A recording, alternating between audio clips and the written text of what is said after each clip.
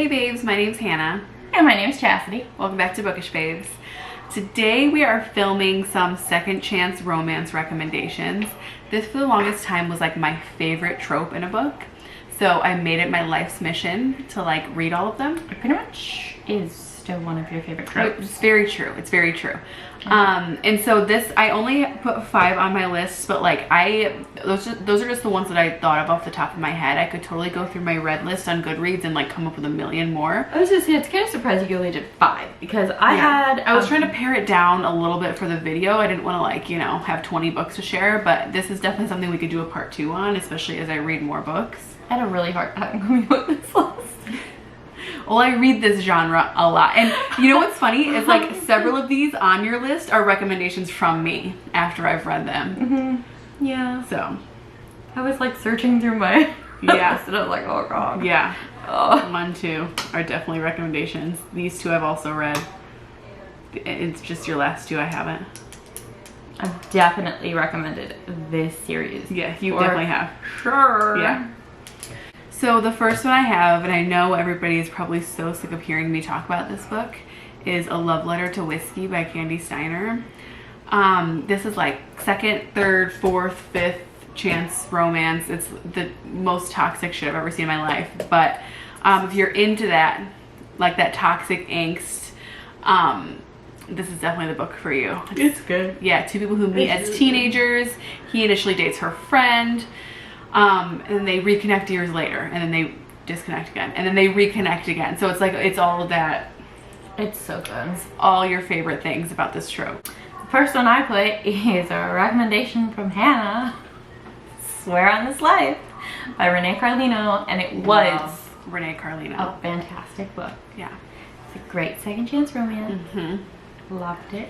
But it's even good if you're not a romance reader, because the whole aspect of the book is like somebody reading a book and realizing it's about their life.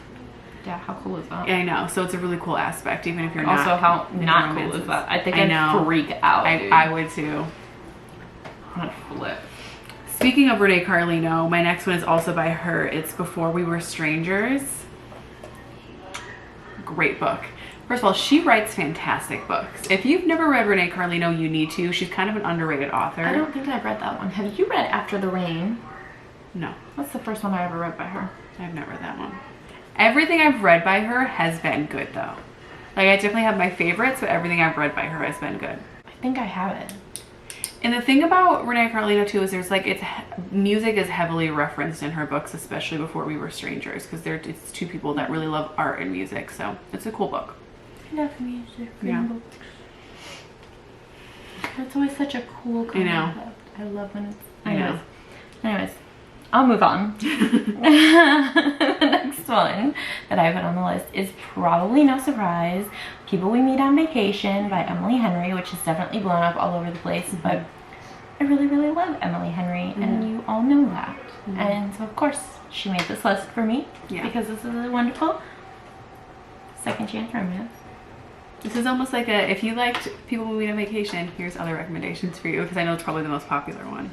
Probably, yeah.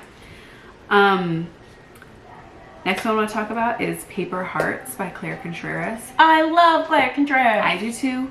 This one's actually the second one in a series. I highly recommend reading the first one, but they are just like, what do you call that? Companion novels. Like, you don't have to, I mean, like, if you're gonna read the first one, I'd read it before you read this one, because like then you'll kind of know how it ends. But you can read this one without reading the first one and know what's going on. The first one is not a second chance romance, if I remember correctly, but Paper Hearts is. It's a really, really good one. Really good one. I feel like I say that about all these, but this is one, like I said, that just came to my brain when I was thinking of this video. So would definitely recommend it, and I would recommend Claire Contreras because she, like Renee Carlino, I feel like is criminally underrated, and she has good books. I agree. Have you read The Consequences of Falling? I think I have. I loved that one by her. And Half Truths. Have you read that one? I don't think I read Half Truths. Loved that one. Yeah. Just to throw those out there. They have nothing to do with second chance romance, but hey, I'm just throwing that out there. You're right. Okay, y'all know that I can have this list without putting The Opportunist by Taryn Fisher on here. Yes, it's well loved by both of us. No surprise. That's also like a second, third, fourth chance. Yeah. Yeah, they keep like It's terrible. separating and then, you know, coming back together. Do I think they should have ended up together? Probably not. No. It's toxic, Toxic as heck. but it's angsty, But it's whatever. and it's what you look for when you read books like this. Exactly. Yeah. Last one I'm going to talk about, it's actually two, but it's by the same author, so I'm going to bring them both up. Not allowed. I'm going to do it anyway. Not This allowed. is a 50-50 partnership. I'm overruling. Whatever. If you think I should, raise your hand. Thank you. Wow. Wow. So first one is Love in Other Words, and the second one is Twice in a Blue Moon. They're both by Christina Lauren. Love in Other Words we've absolutely talked about before. That one's also kind of blowing up on TikTok right now, as it should. I read it a few years ago. Absolutely loved it. I like it more than Twice in a Blue Moon, but I do really like both of them. I would say if you read one book, no, I can't say that because you should read Renee Carley now.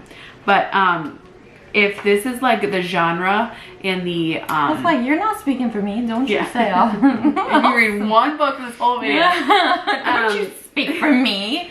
but if you really like this trope, Love in Other Words is truly that, like, them meeting back up years later, I do love finding out there was a huge miscommunication, you learning about their past together, like a very angsty sort of story. Like, that is quintessential for it. me. Is really, really good. Yeah. Although miscommunications drive me crazy. It usually does me too, but this one I understand. You know what I mean? It was a very traumatic situation. It was. And Twice in a Blue Moon is great too. It's basically like where they meet when they're younger. One's kind of in the public eye, but not in the public eye.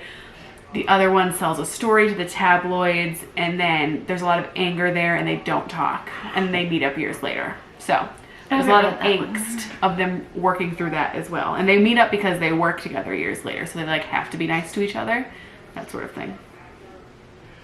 Forced proximity. Yes, They love a forced proximity story. truly. So I'm going to tell you the last two on my list because she was Since we're just doing two. She was rude and voted against me. Okay, I support this. We're not talking to her right now. So the next one that I put down was According to Plan by Victoria Ellis. I absolutely loved this book. Probably one of my favorite second chance romances on this list.